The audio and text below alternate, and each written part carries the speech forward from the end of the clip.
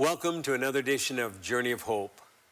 Thrilling stories of real people going through the journey of life. Many of us wake up one day and we go through life, and as the psalmist says, today is the day of the Lord. Let us be glad and rejoice in it. And people go along through life and all of a sudden they encounter some kind of traumatic accident or injury or event in their life that changed their life forever. Other people are born into a world where from the very beginning they face all kinds of challenges. Such is the story of my friend Judy. Judy Squires from Grants Pass, Oregon, and has an amazing story and a journey that she's been on. Wherever she goes, she blesses people. Judy, it's good to have you here. What a joy. And we're looking forward to this interview. I know that people around the world are watching, and so just for our listening audience, tell us a little bit about your background, where you came from, and how things got started. Well, it started on March 4th, 1945. A little baby was born and no ultrasound in those days, so no one was prepared for the malformation of her lower limbs. And the doctor blurted out to my father, "Your daughter's going to live, I'm sorry to say." He said, "I'm sorry that your daughter's going to live." I'm sorry. It's going to be a rough road, Reverend Ryder. So that was your father was a pastor, okay? And the first news he gets, "I'm sorry that your daughter's going to live," because what happened at birth? I had incomplete legs, so I had no knees, no thighs. I just had little stubs, and one foot had 2 toes and the other had 3. And so it was a shocker to see such deformity. And the doctor said, the doctor said, actually put her in an institution. And my parents said, we're going to take her home and love her. Wow. So from the very beginning they were there, and you're right, no ultrasound, no sign of warning, no way of knowing what kind of a baby it was going to be, a male or a female. And then it comes out and no legs. And any other difficulty, any other challenges at that point? It was a deformed left hand, and so it had webbed 2 fingers here, and Shriners Hospital did all the reconstruction. And so my reverend of a father didn't have a lot of income, so Shriners saved the day and took me on as a patient as an infant and did all the surgeries, bought the artificial limbs, and I've heard a lot about the Shriners, but haven't had much contact with them. But they were a very instrumental part in your early life then, and making an impact upon your family, your mother and your father. So he was a pastor. And were you the first child or the second child? Or? I was second. You were the second. So I had a sister 3 years older, and that way my parents knew what I should be doing at the next stage of development. So my sister Tina was the trailblazer, and Dad made sure I tried everything she did, though I couldn't do a lot of it. Now, So did they have any kind of prosthetics made for you? I mean, they had metal stilts made for me initially, and then at age 10 they amputated those deformed feet and fit me with artificial limbs. So you had little short legs with feet on them, okay? And you were 10 years old, so how were you getting along between the time you started crawling and started walking? I could walk and run on those little feet. Could you? And but I stayed short, and so Shriners designed some stilts so that I'd have height, and I could walk and run on those. So too. they were stilts, but they had feet like a pod or something. They just had a leather square base, and then my foot was in an orthopedic shoe. Actually, in one of these orthopedic shoes, it was riveted to the metal stilt. Oh. So it was at knee level. Uh-huh. And then the rest was metal and leather. So that was hooked up really on the top of the stilt then? Right. Yeah, okay.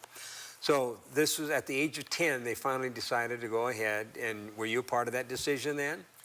I don't think I was, but my parents and the prosthetist from Chicago made it sound so wonderful that I said, I want to do that. Sounds good to you. Okay. So Was your father, favoring you because you had been born this way, or was he? My father took me on as his mission project. Did he? He totally dedicated himself to me being able to try everything. And so his goal in my life was for me to be able to walk and to have normal looking legs and to go away to college and get married and all these things, but they didn't expect it when I was a newborn. So, but the dreams began to gradually develop. Okay.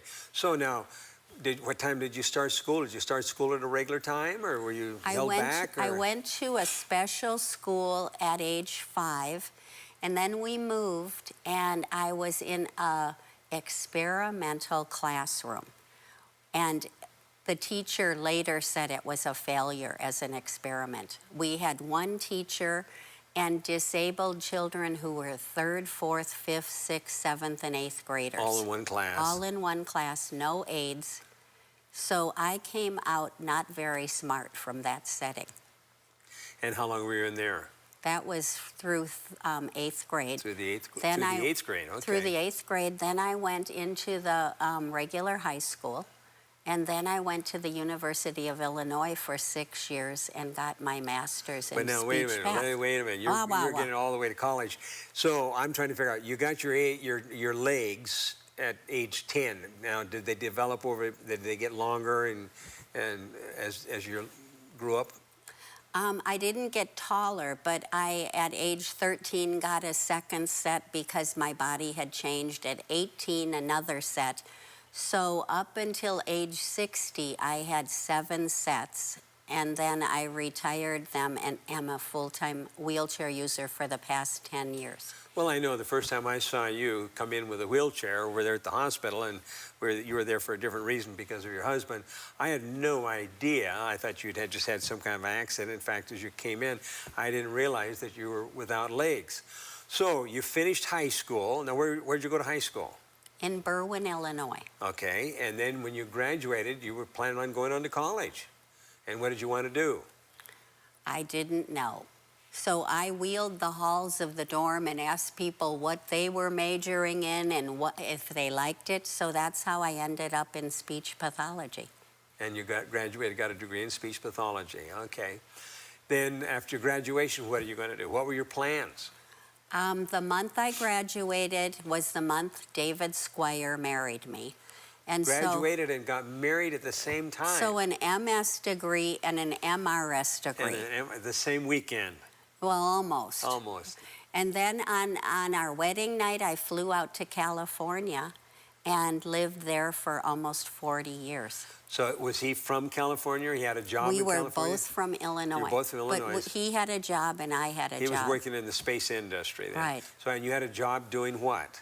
I had a job as a speech pathologist at Stanford. At Stanford, okay. So you moved out here, you got married. I mean, how in the world did you ever meet David?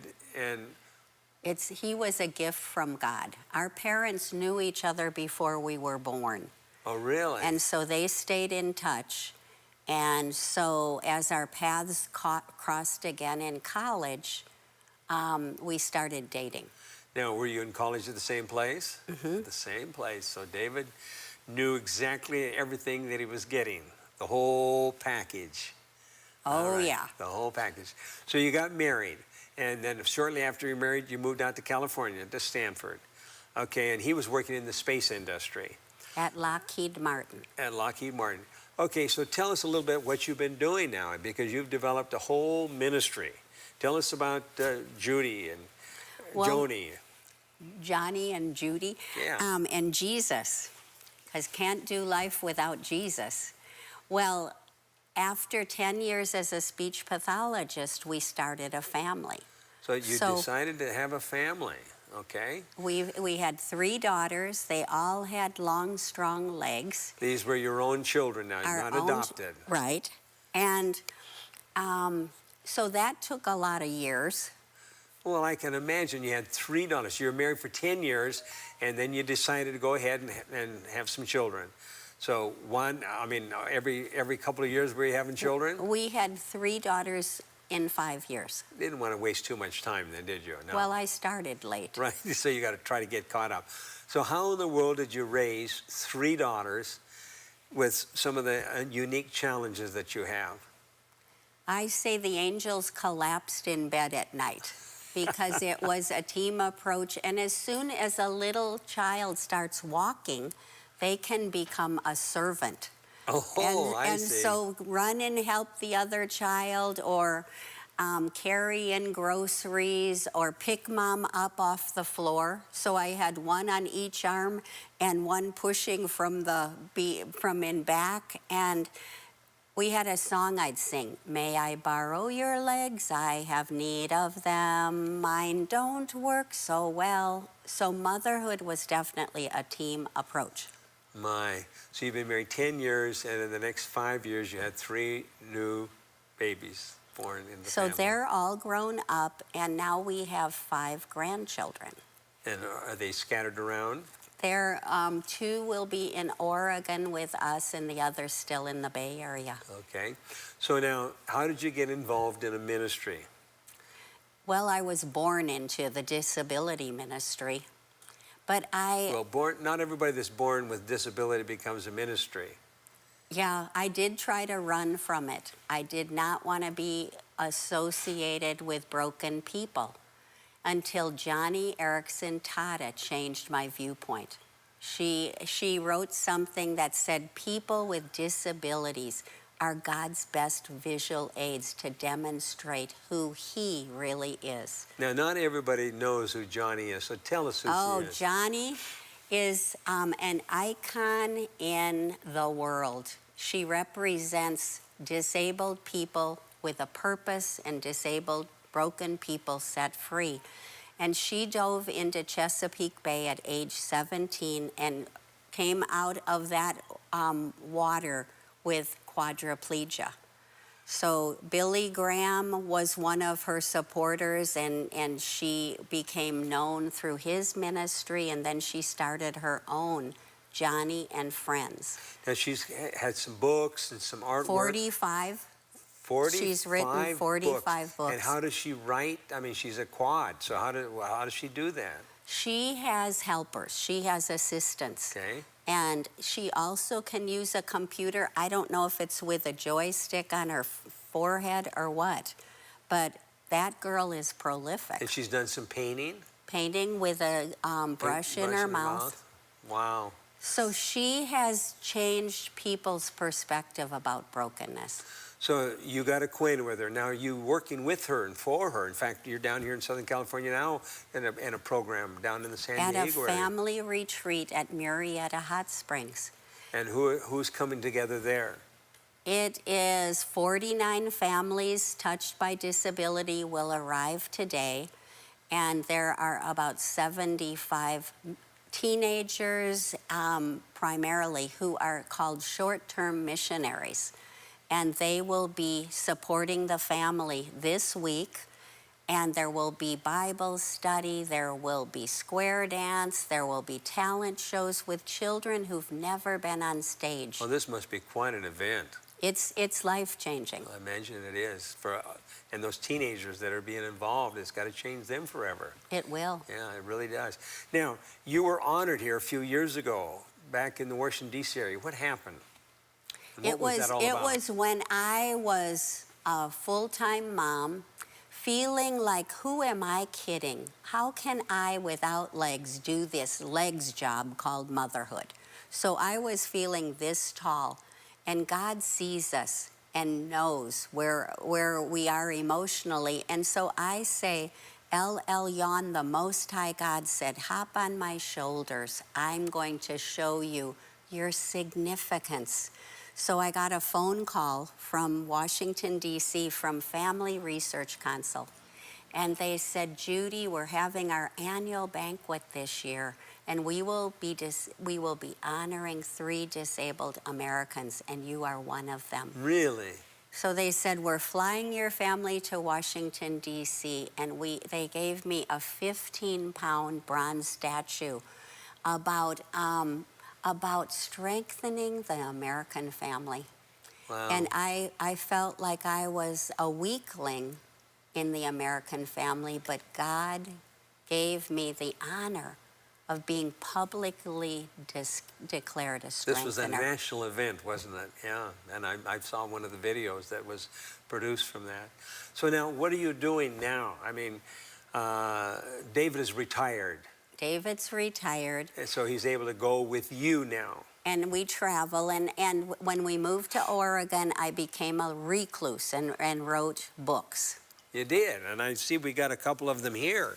So, what books? What was your first book? I think this That was one. the first one. His Majesty and Brokenness. His Majesty and Broken. What is this book about? It's about how we are all broken. We human beings, we may look so together, but we all have a weakness, a brokenness. And so that gold shoe was my orthopedic shoe that God turned gold. His Majesty met me in the brokenness, and through experiences, through reading the Word, I realized that I had great significance. So I wrote stories about how His Majesty showed up in my exclusion as a child, in the uphill climb of motherhood, and how He basically, when we are at the end of our rope and we shout help, then He can begin His masterpiece. So, how did he show his majesty in your motherhood? El Shaddai, the all-sufficient God, was the one that enabled me to do legs job even though I was on artificial limbs or legless. And the song El Shaddai, Michael Card's song, my favorite line is that God's most awesome work was done through the frailty of His Son. And it's in our frailty, when we are humble enough or helpless enough to say, is anyone up there? That God can touch our lives and companion with us. Yeah, many people cry out and they're not sure that God hears them. And what are you saying? Well, I'd say during my childhood and teen wilderness years, I wondered if He heard me. But I guess don't quit before the happy ending is what I say. It's There not is over. a guaranteed happy ending in Christ. That's right. We know how the story ends. Yay. That's right. We know who wins. What's this other book that you've written? The other book is about 18 Hebrew names of God, El Shaddai, Jehovah Jireh, and how God intercepts our life. And He empowers us, not only empowers us, He companions with us in the rough places, in the impossibilities, and we develop a love relationship with Him. So, all these different names are different aspects of God. Okay, and do you have a chapter for each one of the names then? I do. And do you have some experiences about each one? Personal experiences, other people's experiences. And in both books, it ends with, what about you? I don't want people to read my story and say, that's nice, and It go helped on. her, it worked for Judy, but No, God doesn't know I mine. want them to be introspective and to figure out how God has shown up on their timeline, not just once, but daily, hourly. Well, when you go and speak, and suppose you're speaking on the names of God in a group, how do you help them personalize that? I think telling them stories helps them see that it can be personal. Identify with it? And then identifying what that name means. Jehovah Jireh means that I will provide for whatever you need.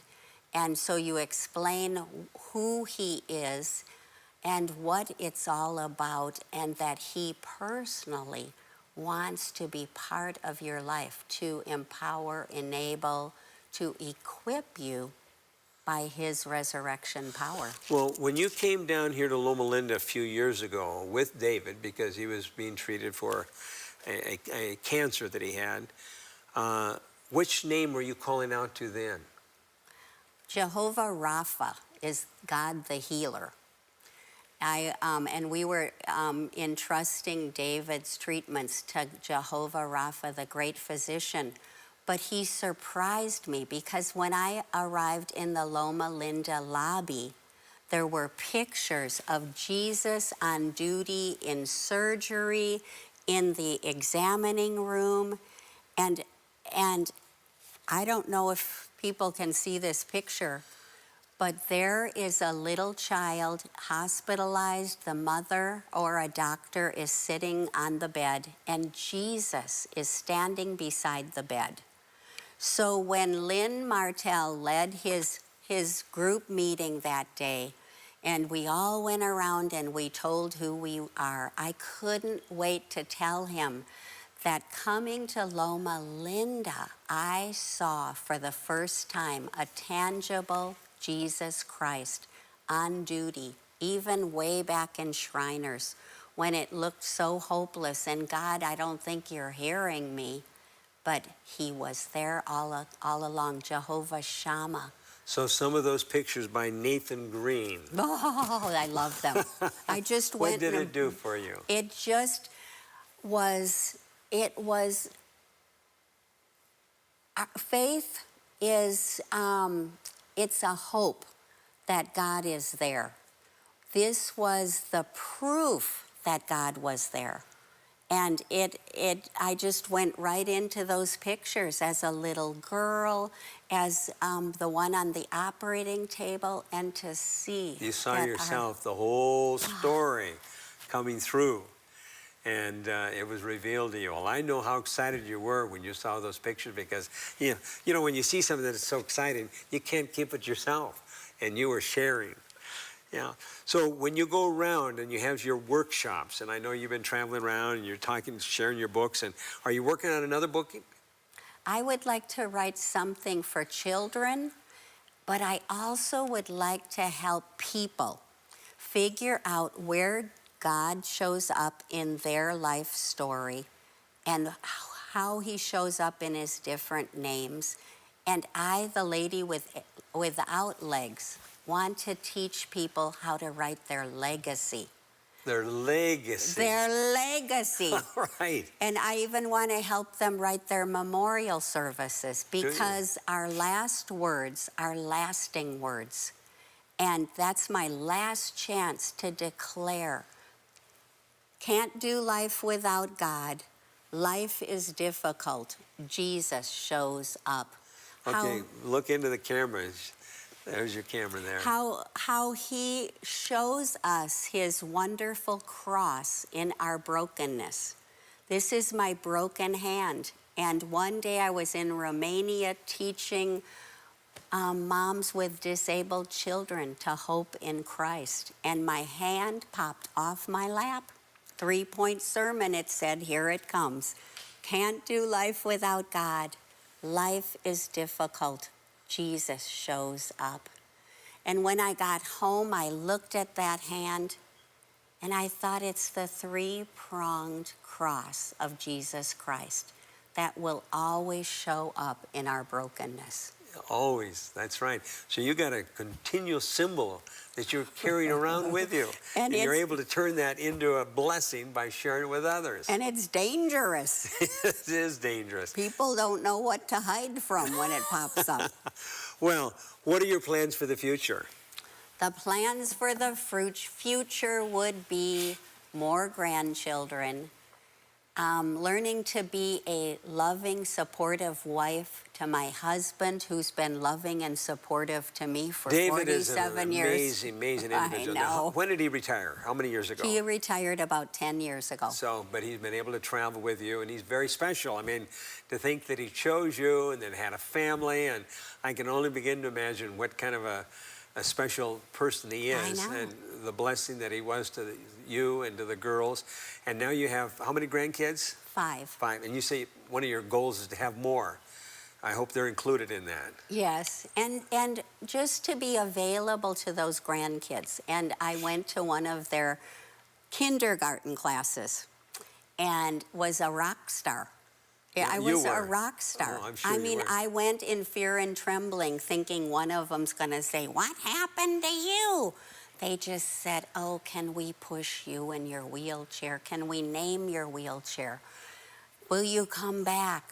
They So loved you then. I'm in my jubilee season of my life. The beginning was hard, but now it's good. Well, I think you need to do something for the kids. It's obvious that the kids had a special liking to you.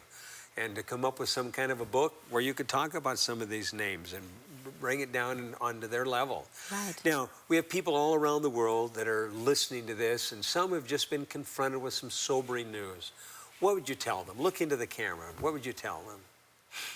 My hand says it all.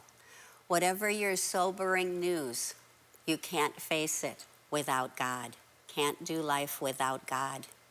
Yes, you have sobering news and you aren't sure how you'll get through it. He is with you. Jesus shows up. You are not alone. And a verse that my parents could vaguely hear through all of their questions and their struggle was Jeremiah 29:11, where God says, "I know the plans I have for you. They're plans to prosper you and not to harm you. They're plans with a future and a hope." So you too have that future and a hope. Jump up on Jesus' shoulder or jump on his lap and let him companion with you through what looks impossible. God is going to take you all the way. And Judy is a wonderful example of someone who born with unsurmountable challenges, but she's lived up to it.